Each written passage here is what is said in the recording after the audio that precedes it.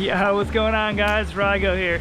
So we're down here at the beach, and if you can't tell, it's nuking right now. It's like 24 to 30 something, and I'm gonna try to get out and get a session and test the air rush session. And anyway, so I think we're gonna try and do a quick conversational review where I break down the differences in my experience between the Slingshot Ghost and the Turbine.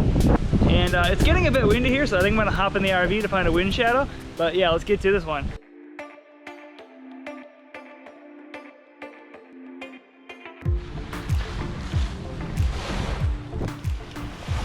So right to it, these are obviously two very different kites. So the Turbine, it's a more traditional light wind kite, and then the Ghost, it's a one-strut kite. So obviously, if you've been kiteboarding for a while, you know there's pros and cons to each.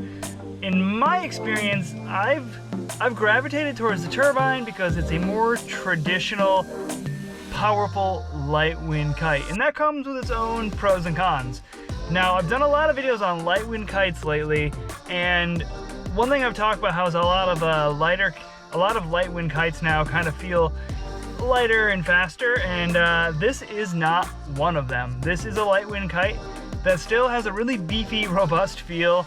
Obviously, it's Slingshot, and something they've done up until very recently is their build quality is super robust. Everything's really, really durable and heavy duty, and that translates over to the kite. So the kite, you know, it has pretty heavy bar pressure, insanely powerful for its size.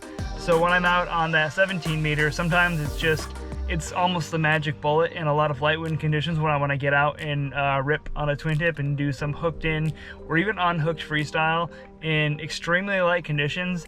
This has been my go-to choice kite because it's just so powerful. The big drawback to the Turbine is you get overpowered on it really fast. There is a limited range on this kite, so when it starts nuking, I get blown off the Turbine relatively quickly. And you know, right now I would say I'm probably like 185. I forget what that is in kilos, like 90 kilos or something, and right around maybe like 18 knots, 17 knots. I feel like it's time to get off that kite pretty quickly. Now with the Ghost, it's a single strut kite. I think it just feels more like a foil kite.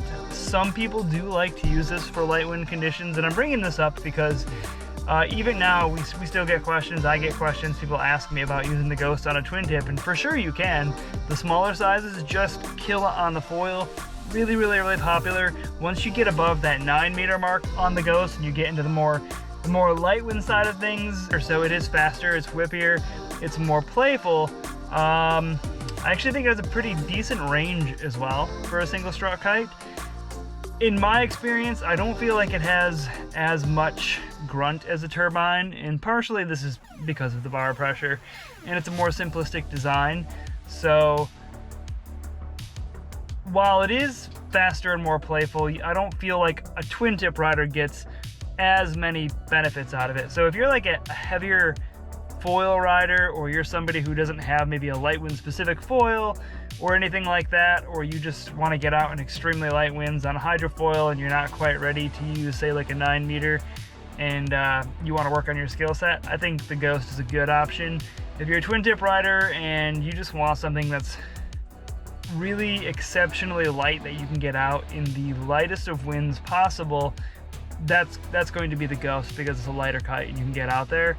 But the Turbine, it just has that light wind. In my experience, it has that light wind advantage. So when I was riding the Ghost, personally, I would go out on a surfboard and ride light wind, blown out chop, small waves, and goof around, and it was really fun for me. And then when I wanted to get out and ride my twin tip, I would just take the Turbine because I felt like I got a bit more versatility out of the kite, more refinement, and I didn't mind making the trade-off for that heavier bar feel and the wind range. And then back to the Ghost, you know, as well, it's a one-strut kite, so by now you should know that one-strut kites also have a somewhat limited range because they don't have the structure or the support to really take those pounding heavy winds. I personally never experienced that myself. I never felt overpowered on the 15 Ghosts that I did have for a demo for a year. There was never a situation where I felt like I had too much, but A lot of that is because I was going out on the Turbine more often in light wind situations than the Ghost, so that comes into play. So if you want my take on it, 2 different kites aimed at 2 different riders. If you're a twin tipper, Turbine's going to be a better choice. If you're a hydrofoiler, or even somebody who likes to get into the waves and you want some light wind wave scenarios, I think the Ghost is going to be a significantly better choice for that. But I would love to hear your feedback and your opinion, so if you've used either one of these kites, chime in the comments, let us know, share your experience, and if you found it helpful, please give the video a thumbs up, hit subscribe, and I'll talk to you soon.